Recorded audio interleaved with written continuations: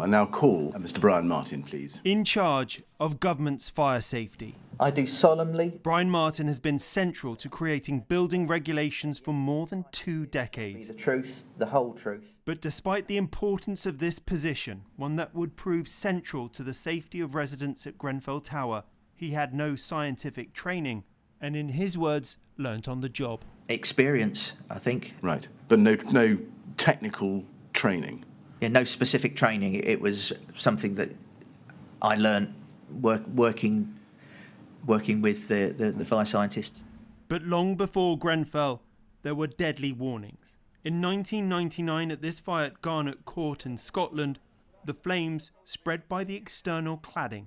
And Brian Martin wrote an official report into this fire. And it was clear, even then, even to him, that flammable material was dangerous on buildings. It was self-evident that the cladding system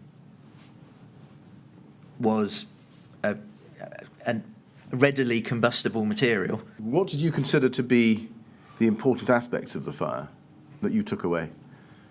Don't use combustible cladding, I suppose. I mean, it is Right. in very simple terms. But even in 1999, a select committee looked into the dangers of flammable cladding and said the minimum fire safety standards simply weren't good enough. But the government didn't listen. Why? The inquiry asked Mr. Martin why he didn't try to make the department make the safety changes MPs were calling for. I think we just considered it as water under the bridge. It sounds really glib, and I'm sorry, but that's it. Those were decisions that had been made. It didn't come up. 72 people would go on to die in the tower. Mr. Martin's evidence will continue next week. Rags Martel, ITV News.